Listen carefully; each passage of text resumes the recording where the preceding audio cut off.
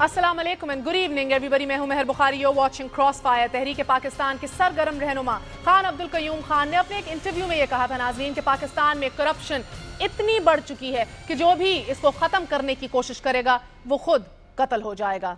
खान अब्दुल कयूम खान ने ये पेशगोई कुछ आज से 35 साल पहले की थी और आज मियां मोहम्मद नवाज शरीफ आज़ाद कश्मीर में जो कह रहे थे, एक दफ़ा मुलाहिजा कीजिए। पाकिस्तान को करप्शन में डबो दिया है, हर इदारे में करप्शन है। इस तरह की करप्शन पाकिस्तान की तारीख में ना पहले कभी सुनी ना पहले कभी देखी। अरबों खरबों पाकिस्तान के अवाम का रुपया लूटा जा रहा है। वो आपकी मुल्क की दौलत है जो लूट कर वहां ले गए और आज खत लिखने के लिए तैयार नहीं है। पाकिस्तान में करप्शन का हाल ये है कि दुनिया के 178 ममालिक में से पाकिस्तान 34वां बड़ा मुल्क है कि जहां बदउनवानी नस नस में दौड़ रही है। नाज़रीन, एक सर्वे में करप्शन के हवाले से पाकिस्तान और भारत के दरमियान तकाबली जायजा लिया गया है और इसके मुताबिक भारत के 56% शहरियों ने अदालती मामलात में पैसे खर्च करके इंसाफ लिया, जबकि इस काम के लिए पाकिस्तान के 69% शहरियों ने रिश्वत दी। तालीम के शोबे में पाकिस्तान के 32% शहरियों ने रिश्वत देकर अपने काम निकलवाए, जबकि भारत के 16% शहरियों को रिश्वत देना पड़ी।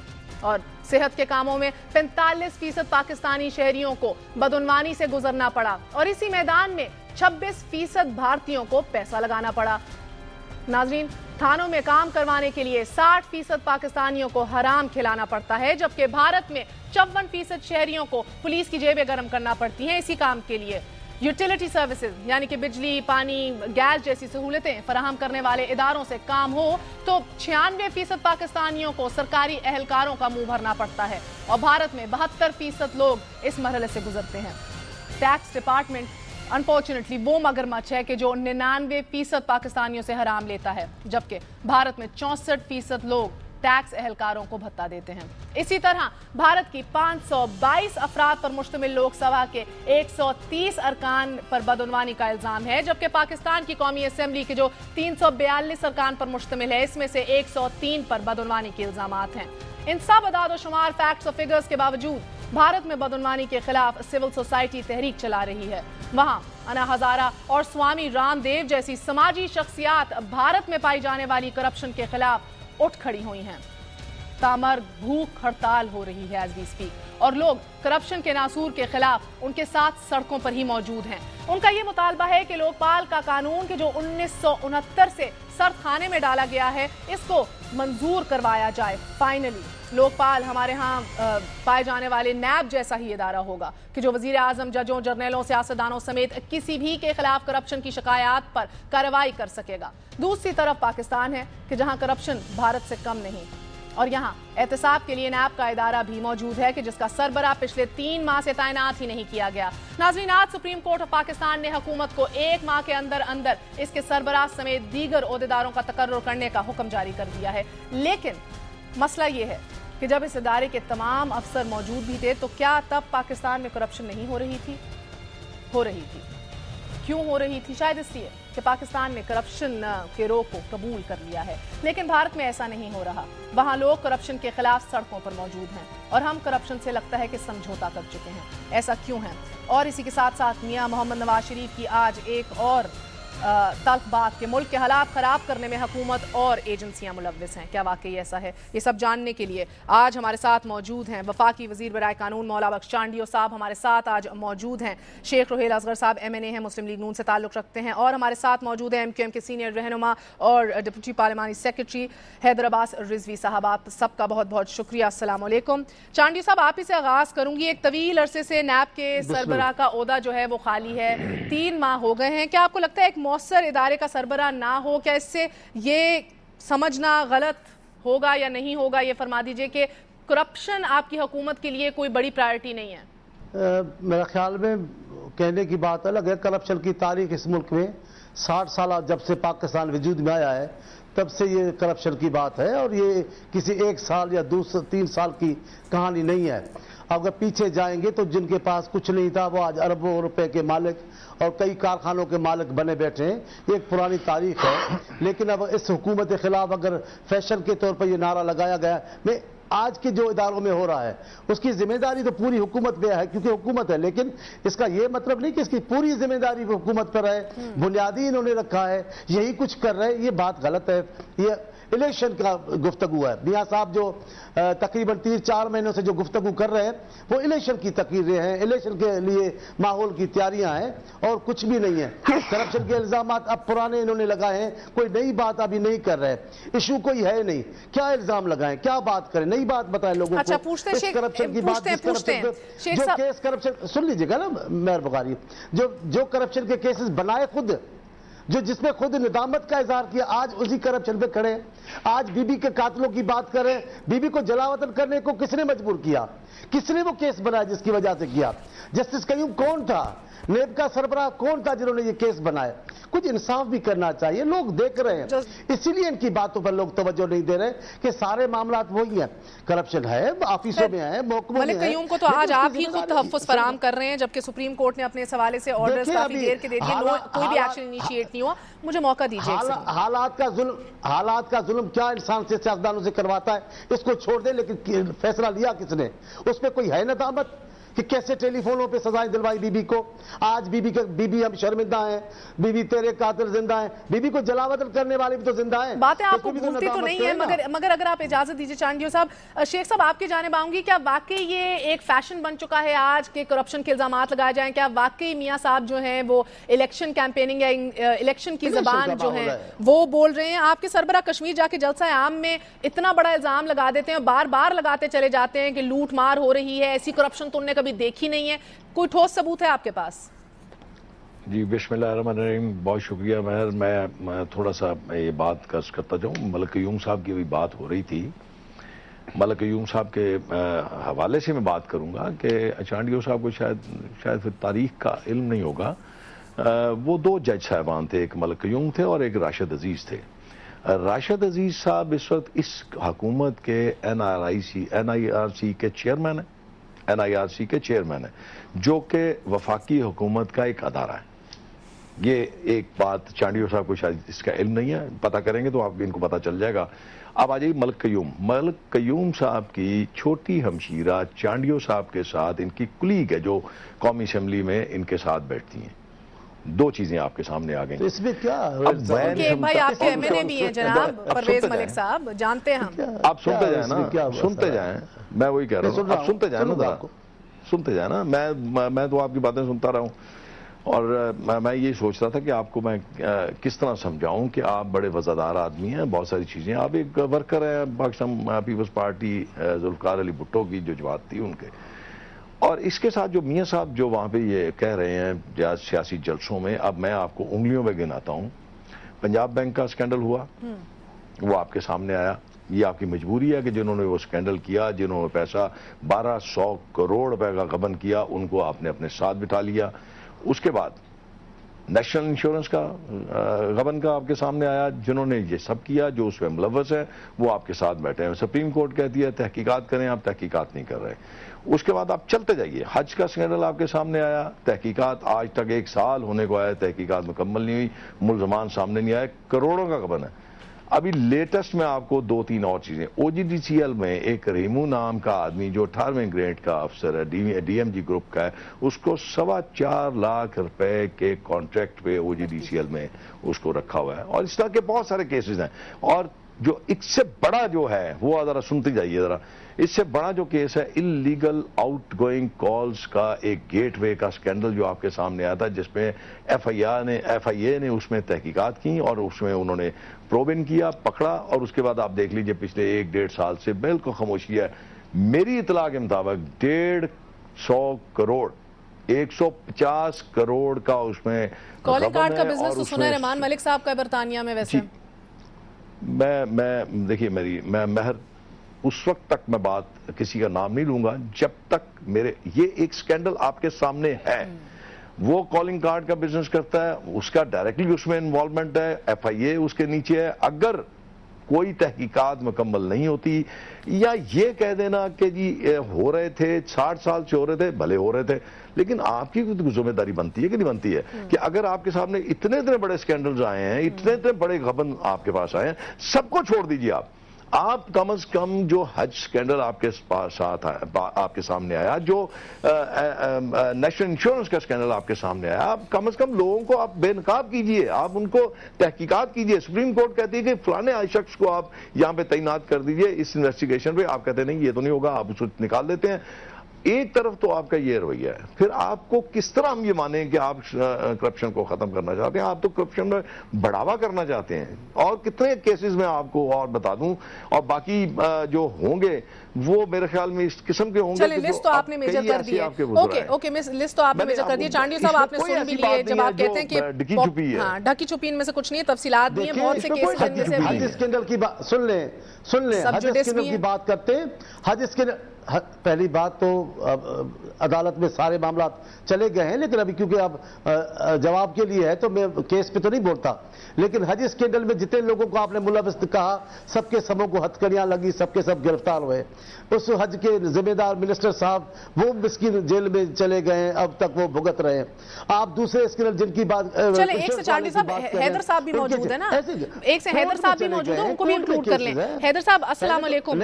ایک سیکنڈ, آپ کو آپ باری باری میں ایک ایک کیس کے اوپر, چانڈیل صاحب آپ کو ادھر نہیں بلایا وضاحت کرنے کے لیے, ہم اوور آل ایشو کی بات کر رہے ہیں جس کو آپ ایک پاپولر نعرہ کہہ کے اوور لک کر دیتے ہیں. حیدر صاحب بڑا دو ٹوک سوال, اس کا جواب دیجئے, کیا آپ کبھی علیحدگی آپ نے اختیار کی ہے یا سوچا ہے اس حکومت سے کرپشن کے بیسس پہ, solely on the basis of corruption? دیکھیے, اگر صرف یہ سوال ہے کہ solely on the basis of corruption, تو میں آپ سے یہ کہنا چاہوں گا کہ اگر آپ حکومتوں کی پاکستان کی تاریخ اٹھا کر دیکھیں, اور خاص طور پر یہ جو میرے دو بھائی میرے سامنے بیٹھے ہوئے ہیں, ان کی ایک پوری تاریخ ہے ایک دوسرے کو چارج کرنے کی. جب ایک اپوزیشن میں ہوتا ہے تو دوسرے کو چارج کرتا ہے, دوسرا اپوزیشن میں ہوتا ہے پہلے کو چارج کرتا ہے. تو یہ جو صورتحال ہے یہ آج تک جاری ہے. اب مجھے نہیں پتا کہ واقعی وہ الزامات جو انہوں نے ایک دوسرے کے اوپر لگائے ہیں وہ ٹھیک ہیں یا غلط ہیں, مگر میری سمجھ میں نہیں آتا کہ یہ اتنا بلنٹ اور دو ٹوک سوال محض اس ایشو پر کرنا جو ہے کرپشن ہو رہی ہے حیدر صاحب اس لیے ہمارے پاس. میں آپ سے یہی عرض کر رہا ہوں کہ اللہ کا شکر ہے کہ ایم کیو ایم کے اوپر زمانے نے تمام چارجز لگائے سوائے کرپشن کے, اور ہم تو کھلے بندوں یہ کہتے ہیں کہ اگر ہمارا کوئی آدمی کرپشن میں ملوث آپ کو دکھائی دیتا ہے آپ اس کو لٹکا دیں, کیونکہ ہمارے پاس تو اپنی پولیٹیکل پارٹی میں ہمارے پاس احتساب کا بڑا سخت عمل ہے. ہم 3 سٹنگ ایم این اے فیڈرل منسٹرز کو فارغ کرتے ہیں, ٹاؤن ناظمین کو فارغ کرتے ہیں. ہمارے پاس تو اللہ کا شکر ہے کہ ہمیں کوئی پرابلم نہیں ہے. حیدر صاحب یہ سوال میں نے آپ سے اس لیے پوچھا, آپ نے کہا کہ اگر آپ تاریخ بھی ہماری دیکھیں, میں کہتی ہوں آپ دنیا بھر کی سیاسیات کی کوئی بھی کتاب اٹھا لیں تو اس میں ہمیشہ اجتماعی ذمہ داری کی بات کی جاتی ہے. حکومت میں تو آپ ہیں, وفاق میں بھی, سندھ میں بھی, تو جب اس حکومت کے اوپر بدعنوانی کے الزامات لگتے ہیں, کرپشن کے الزامات لگتے ہیں, شاید سرخیاں چھپتی ہیں, سپریم کورٹ سنتی ہے کیسز, آئے روز کی یہ بات ہے, انٹرنیشنل میڈیا اٹھاتا ہے اسے, تو کیا آپ اس اجتماعی ذمہ داری کو قبول کرنے کو تیار ہیں؟ کیا آپ کو نہیں لگتا کہ آپ ہم تو بالکل نہ صرف اس کو تیار ہیں, بلکہ میں آپ کو یاد دلانا چاہتا ہوں کہ گزشتہ برس قائد تحریک جناب الطاف حسین نے سپریم کورٹ کے جو ہمارے چیف جسٹس ہیں افتخار محمد چودھری صاحب, ان کو پورا خط لکھا اور اس میں ان سے ریکویسٹ کی. اب ظاہر ہے کہ یہ سپریم کورٹ کے چیف جسٹس صاحبان کے پاس اختیار ہوتا ہے کہ وہ کسی خط کو بھی پٹیشن میں تبدیل کر سکتے ہیں, کہ وہ تمام لوگ جو کرپشن میں ملوث ہیں, وہ تمام لوگ جنہوں نے پاکستان کے بینکوں سے سیاسی بنیادوں پر قرضے لے کے کھا گئے, جن کی دولت باہر ہے, جو پاکستان کو لوٹ کے لے گئے, ان کا احتساب کریں. اب ظاہر ہے کہ یہ ہمارے پاس ایک ایسا ٹول ہے جس کے ذریعے, اور بہت ساری ایسی چیزیں ہیں جس کا ذریعے احتساب کیا جا سکتا ہے. جی بالکل, ایک چھوٹا سا وقفہ لیں گے اور میں ایک سیکنڈ شیخ صاحب آپ کی جانب آؤں گی, بریک کے بعد آ کے شیخ صاحب سے بھی بات کریں گے, مگر یہ بھی جاننے کی کوشش کریں گے پاکستان کی اس جماعت سے جو کہتی ہے ہم 98% عوام کی نمائندگی کرتے ہیں, کہ کیا واقعی انہوں نے یہ کھوج لگانے کی کوشش کی ہے کہ کیا ملک کی دوسری بڑی جماعت جھوٹ بول رہی ہے یا ملک کی سب سے بڑی جماعت جو ہے وہ واقعی کرپٹ ہے. یہ جاننے کی کوشش کریں گے after very short break. Stay with اس.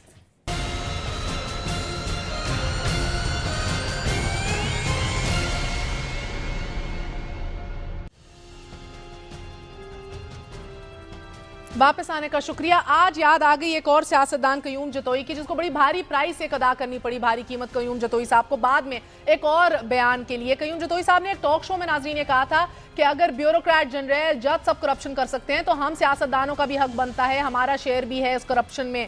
کیا صحیح کیا غلط کہا بہت بھارا، تب تو بڑی لہر اٹھ گئی تھی.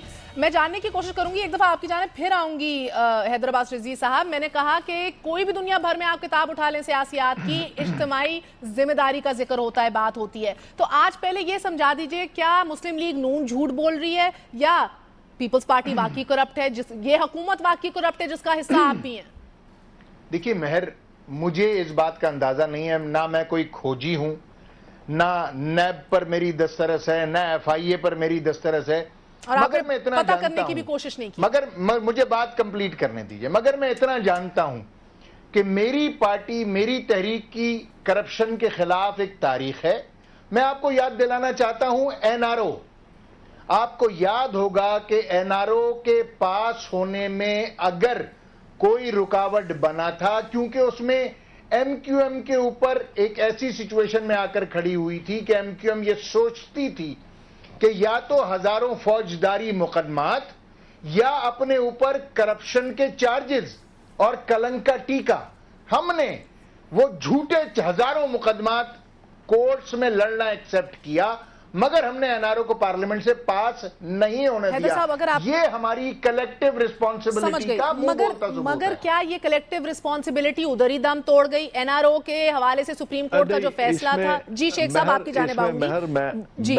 میں اس میں تھوڑا سا حیدر عباس سے کہوں گا کہ دیکھو کتنے، ایک پہلی بات آپ یہ یاد رکھو کہ آپ اتنے خوبصورت الفاظ کے ساتھ آپ نہیں کھیل سکتی جتنا حیدر عباس کھیل سکتے ہیں. محل زبان ہے اور ماشاءاللہ دسترس رکھتے ہیں اس زبان پہ.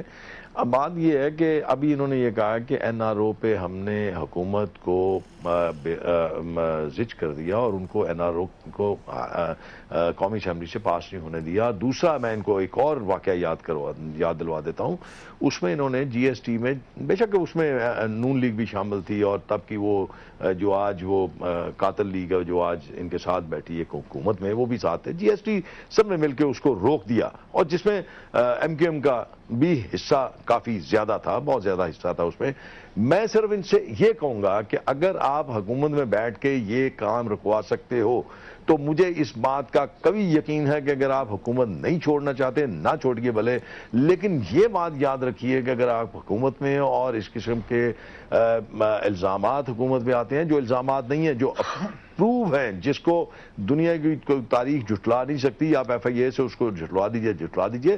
لیکن اگر آپ اپنا رویہ حکومت میں بیٹھ کے این آر او جیسا اور جی ایس ٹی جیسا کر لو تو یقین کے ساتھ میں یہ کہتا ہوں کہ حکومت ہماری بات تو شاید نہ سنے، لیکن شاید ان سے ڈرتے ہوئے، کیونکہ ان کے ووٹ کی ضرورت ہے، ان کے روٹ جانے کی ضرورت ہے، اس لیے اس کرپشن کو آپ 100% ختم نہیں کر سکتے. وہی بات نا، اجتماعی ذمہ داری ہے. اگر میاں صاحب آج کہتے ہیں کہ حکومت کرپٹ ہے تو پھر یہ تمام کولیشن پارٹنرز بھی ساتھ ہی کرپٹ ہیں. میں چانڈیو صاحب آپ کی جانب، میں اسی لیے کہہ رہا ہوں نا جی ایک سے چانڈیو صاحب آپ کی جانب آؤں گی. میاں صاحب نے ایک اور بھی بات آج کی کہ اس ملک کے حالات خراب کرنے میں حکومت اور ایجنسیاں ملوث ہیں. اب 1988 میں بی بی کہا کرتی تھی کہ میری حکومت گرانے میں اسٹیبلشمنٹ بڑا کام کر رہی ہے، میری حکومت چلنے نہیں دے رہی ہے اسٹیبلشمنٹ، بی بی یہ کہتی تھی. تو اب دیکھیں تو آپ سوال بڑا سمپل سا ہے کہ چانڈیو صاحب آج تو آپ کے اور اسٹیبلشمنٹ کے درمیان ہوا تک نہیں گزرتی، تو آج آپ کی حکومت کون نہیں چلنے دے رہا؟ بی بی کا جو موقف تھا وہ وقت گزر بھی گیا ہے. اب بہت ساری باتوں کو نکالیں گے تو آپ کو نہیں، آپ پہلی تو آپ طنز کر کے آدمی کو جو کرتی نا، آپ دوسرے دوستوں پہ کر کے دیکھیں جس انداز سے آپ پیپلز پارٹی پر جب بھی بولی ہیں، پیپلز پارٹی کو جس انداز سے بولتی ہیں، کبھی دوسرے کو بھی بولا کریں. چانڈیو صاحب آپ نے کہا وقت بدل گیا، میں نے کہا نیا وقت آ گیا. ایک ہی بات کی ہے، آپ ایسی جذباتی ہو جاتے ہیں. کبھی مجھے مکمل بات کرنے نہیں دیتی، آتے ہم ضرور ہیں، لیکن کبھی آپ نے بات نہیں کی. آدھی بات کرتا ہوں، آپ بیچ میں بات جتنی بات میں کر سکا. لیکن اصل بات ہے آپ دوسروں کو نہیں سنتی اور اپنی بات جو دینا چاہتی ہے نا، ہم جس کو منصب پہ آپ بیٹھی ہیں، سارے مسئلے کا حل آپ ہے. آپ کبھی الیکشن لڑیں، لوگوں کے سامنے آئیں، آپ بھی آ کر باتیں کریں. آپ کی میں ویسے نوٹ کر رہی ہوں آج کل چانڈیو صاحب، سن تو لیں، میں نوٹ کر رہی ہوں آپ کے دشمن نمبر 1 اینکرز بنے ہوئے آج کل. مائر بی بی سن تو لیں، مجھے مائک دے دیں، میں آپ کے لیے لوگوں سے کیا سنوا دیتا ہوں، آپ حیران ہو جائیں گے. اس کو چھوڑیں.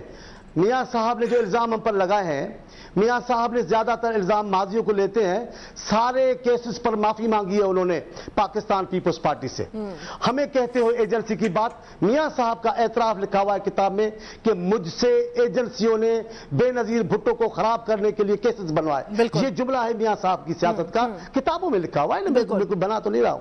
اب یہ جو کیس آپ نئی کی باتیں کر رہی ہیں، سب کے کیسز سپریم کورٹ میں ہیں۔ قیوم جتوئی ایک فرد ہے، ایک فرد کا اگر بیان ساری پارٹی پر آ جائے گا، ساری سوسائٹی پر آ جائے گا، میں نے تو ویسی مثال دی نا۔ چانڈیو صاحب look at the bigger picture, آپ سے سوال کچھ اور پوچھا جا رہا ہے، آپ جواب کسی اور کا دے رہے ہیں، آپ چھوٹی چھوٹی باتوں میں نہ پڑیے۔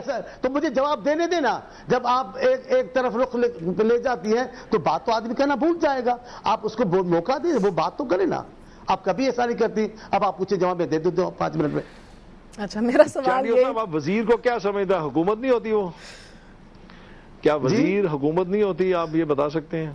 میں تو آپ کو بھی حکومت سمجھتا ہوں جناب، آپ 3 سال سے الگ نہیں ہوئے، آپ پر اتنے ہمارے، سنیں تو صحیح شیخ صاحب، اللہ مجھ پہ اپنا کرم کرے، سنیں تو صحیح جناب، سنیں، اللہ آپ پہ کرم کرے گا، میں اگلے سالوں میں آپ کو بھی دیکھوں گا، لیکن یہ تو بات مجھے بتائیں، 3 سال آپ ہمارے ساتھ ہوئے، الگ کیوں نہیں ہوئے؟ آپ نے اس 6 مہینے کو کیوں منتخب کیا ہے؟ آپ نے ایجنسیوں پر بات کرتے ہیں، میاں صاحب جو ابھی مہر نے پوچھا ہے، آپ نے ان 3-4 مہینوں کو کیوں منتخب کیا ہے ایجنسیوں کے لیے؟ آپ کا کوئی جلسہ، کوئی بیان ایجنسیوں کے خلاف نہیں جا رہا۔ کل تک میں ویسے دخل اندازی نہیں کرتا چانڈیو صاحب، کل تو کل نہیں، میں دخل اندازی نہیں کرتا۔ 3 واقعات آپ کی خدمت میں عرض کر دیتا ہوں۔ سنیں تو صحیح، آپ شیخ صاحب، آپ آئی جی آئی کی بات کیوں نہیں کرتے؟ سنیں شیخ صاحب، سنیں کراچی کا واقعہ، آپ کیا سمجھیں گے؟ آپ کی نیک نامی ہے یار شیخ صاحب، سنتے نہیں ہو، آپ آئی جی آئی کی بات کیوں نہیں کرتے؟ آپ آئی جی آئی کی کیوں نہیں بات کرتے؟ وہ کس نے بنائی تھی؟ کبھی آپ یہ کہتے ہیں چانڈیو صاحب کہ پرانی باتیں نہ کریں، کبھی آپ کہتے ہیں نئی باتیں کریں، پھر آپ پرانی باتیں، آپ نئی باتیں تو کر لیں چانڈیو صاحب۔ آپ کیوں نہیں بات کرتے ہیں؟ چھوڑیں شیخ صاحب، ایسی بات نئی بات تو کر لیں، کیا انہوں نے غلط کہا ہے؟ کیا اس سے حکومت کی سبکی نہیں ہوئی؟ آج پھر آپ یہ ٹائم صحیح منتخب آپ نے نہیں کیا ہے، یہ آپ ہر کسی سے ناراض ہیں۔ آپ کو تو یہی کہہ رہے ہیں نا، آپ کو اسی لیے کہہ رہے ہیں بچائیں آپ، جو آپ کی ساکھ کو رہی صحیح ساکھ جو ہے اس کو بچا لیجئے، بچ جائیں گے آپ۔ آپ کی ساتھ آپ دیکھیں نا، یہ جتنے واقعات ہوئے ہیں چانڈیو صاحب، اس کو حکومت کی نیک نامی کہتے ہیں۔ آپ ایک صوبے کی پارٹی ہے، چلیے میں خاموش ہو جاتا، آپ حیدرآباد سے پوچھ لیجئے ان واقعات کو کیا آپ حکومت کی نیک نامی سمجھتے ہیں؟ اس سے کیا حکومت کی نیک نامی؟ جی حیدر صاحب جواب دیجئے۔ آپ بڑے بات کریں، لوگ ہم پر اعتماد کرتے ہیں۔ یونانیمس جو آپ نے قرارداد پاس کی تھی، جس میں میں بھی تھا، حیدرآباد بھی تھے، آپ بھی تھے، وہ اس قرارداد کیا حشر ہوا؟ اس سے کیا آپ کی نیک نامی ہوئی ہے؟ آپ نے کر دیا، دوسرے دن میاں صاحب نے بیان دے کر اس قرارداد کا تو آپ نے بیڑا گرک کر دیا ہے۔ اب آپ کیا کرتے ہیں؟ صحیح کہتے ہیں، قرارداد کی بات کرتے ہیں۔ جی حیدر صاحب میں آپ سے حیدر صاحب میں آپ سے پوچھوں گی کہ کل کو جب معلوم ہوگا اور جب یہ کیسز ریزالو ہوئیں گے، اور انیویٹبلی تو ہوں گے، 16 کروڑ عوام کو کب تک بدھو بنایا جائے گا، کب تک لوٹا چلا جائے گا، انیویٹبلی تو ہوگا، کیا آپ وہ ذمہ داری قبول کرنے کو تیار ہوں گے تاریخ میں بھی کہ آپ ایک کرپٹ گورنمنٹ کا حصہ تھے؟ دیکھیے، پاکستان میں پچھلے ادوار سے لے کر جو گزشتہ زمانہ گزرا، وہ موجودہ دور، یہ الزامات کی سیاست تو چلتی رہی ہے، اور اگر آپ ان الزامات کی بنیاد پر ایم کیو ایم کو اس میں کنوکٹ یا انوالو کرنا چاہتے ہیں تو ہمارے ہاتھ تو اللہ کا شکر ہے کہ صاف ہیں، ہمارے دامن صاف ہیں، ہماری ایک جدوجہد ہے، ہم چاہے حکومت میں بیٹھے ہوں یا باہر بیٹھے ہوں، کرپشن کے خلاف ہم نے نہ صرف آواز اٹھائی ہے بلکہ ہم نے ہر وہ ممکن کام کر کے دکھایا ہے اس ملک میں، چاہے حکومت کے ساتھ ہو چاہے حکومت سے باہر ہو، جہاں پر کہ کرپشن کو روکا جا سکتا ہے۔ ہم پارلیمنٹ میں 342 میں سے 25 ہیں، یعنی کل 60% ہیں ہم پارلیمنٹ کا، مگر جو ہمارا کام ہے وہ ہمارے منہ سے بولتا ہے، اور اللہ کا شکر ہے کہ ہماری نیت صاف ہے، ہمارا ضمیر صاف ہے، ہم کسی بھی عدالت میں کرپشن کی کسی بھی اس کو فیس کرنے کو تیار ہیں۔ اگر کسی اور نے جرم کیا ہے، سزا ایم کیو ایم کو نہیں مل سکتی۔ حیدر صاحب میرا وقت، جی شیر صاحب میرا وقت ختم۔ میرا سوال جو تھا حیدرآباد سے، جو میرا سوال تھا حیدرآباد سے، اس کا جواب مانگیے۔ जी, मैं आपका सवाल, मैंने सवाल हैदराबाद से किया, आपका सवाल मुझे याद ही नहीं, चांडिया साहब ने तो आज सवाल किया था, जाती बम्बार्डमेंट मैंने हैदराबाद से ये सवाल किया था, हैदराबाद ये बताओ कि जिस तरह तुमने एनआरओ के खिलाफ एक स्टैंड लिया, जिस तरह तुमने जीएसटी के खिलाफ स्टैंड लिया, क्यों नहीं करप्शन के खिलाफ स्टैंड लेते? और जब आप ये कहते हो कि आप 2500, जी जवाब ले लेते हैं, मेरे पास वक्त की किल्लत है। जी हैदर साहब जवाब दें, 300 से 400 अरब की करप्शन आपके स्टेट इंस्टीट्यूशंस की, आपकी कमी तो है नहीं लिस्ट करने में करप्शन केसेस की। क्या आप इस तरह का अकाउंटेबिलिटी लॉ 2009 से शुरू हुआ है, अभी तक स्टैंडिंग कमेटी के ऊपर है, क्या आपने इन इश्यूज के? मैं अपने भाई के जवाब में सिर्फ एक जुमला कहना चाहता हूं, और वो जुमला ये है कि तमाम पॉलिटिशियंस और उनकी जो जमातें हैं और उनके जो बड़े हैं उनके ऊपर करप्शन के इल्जामात हैं। खुदा का शुक्र है कि अल्ताफ भाई के ऊपर करप्शन का कोई इल्जाम नहीं है। पहले ये अपने इल्जामात एक दूसरे के ऊपर सेटल ये देखें, फिर बाद में बात बड़ी खूबसूरती से फिर निकल गए उससे। चलें, बहुत बहुत शुक्रिया आप सबका। ये बड़ी खूबसूरती से हमेशा लोग निकलते चले जाते हैं। ये आज की बात नहीं है, ना ये किसी एक जमात की बात है, मगर मसला ये है कि कब तक खूबसूरती से निकला जाएगा और कब तक ये करप्शन होती चली जाएगी, ये एक मेंटालिटी जो है कब तब्दील होगी पाकिस्तान में। छोटे से वक्फे के जाएंगे, वक्फे के बाद आपकी खिदमत में फिर हाजिर होंगे। आपको पहले बताते चलें कि चीफ जस्टिस ऑफ पाकिस्तान जनाब इफ्तिखार मोहम्मद चौधरी जो हैं वो जिन दिनों जो हैं वो खुद सुप्रीम कोर्ट में फरियादी थे, उन दिनों जस्टिस खलीलुर रहमान रमडे ने कि अपने चीफ जस्टिस की दरख्वास्त की समाअत कर रहे थे। इन समाअत के दौरान पाकिस्तान के खुफिया इदारों ने चीफ जस्टिस पाकिस्तान के खिलाफ कुछ मवाद बतौर सबूत पेश किया जो उनकी जासूसी के जरिए हासिल किया गया था। जस्टिस खलीलुर रहमान रमडे समेत बेंच के दीगर अरकान के लिए ये इंकशाफ किसी धचके से कम न था कि खुफिया इदारे उनके यानी कि जजों के घरों के अंदर तक रसाई रखते हैं। इस हरकत पर वफाकी हुकूमत को न सिर्फ जुर्माना किया गया बल्कि हुकूमत को जजों के घरों से जासूसी के तमाम आलात हटाकर हल्फनामा भी दाखिल करवाने की हदायत की गई। नाज़रीन, आज की ये खबर थी कि भारतीय वजीर खजाना जो है प्रणब मुखर्जी जो है उनके घर में जासूसी की जा रही है। ये खबर सुन के दिल को टू अ सर्टेन एक्सटेंट जो है वो इत्मीनान हुआ कि वहाँ भी ऐसे काम होते हैं, वरना हम तो यही समझते थे कि मुकद्दर हमारे ही बुरे हैं। बहरहाल छोटा सा वक्फा लेंगे, वक्फे के बाद आपकी खिदमत में फिर हाजिर होंगे, हमारे साथ रहिए।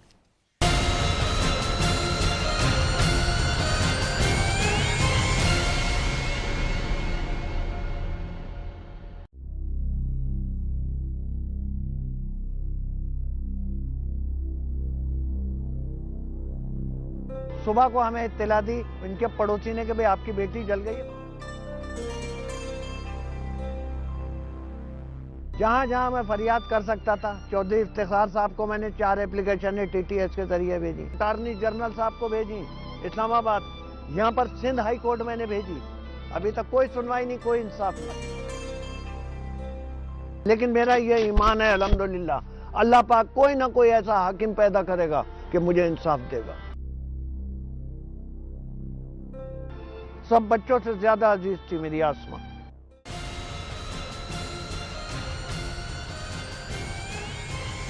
एक समाजी साइंसदान ने कहा था कि इंसानों के एक बहुत बड़े ग्रोह में से बासर इंसान अपने फायदे के लिए जो असूल बनाते हैं उन्हें रियासती ज़बान में कानून कहा जाता है, और ऐसे कानून का आम या गरीब लोगों को कोई फायदा नहीं होता।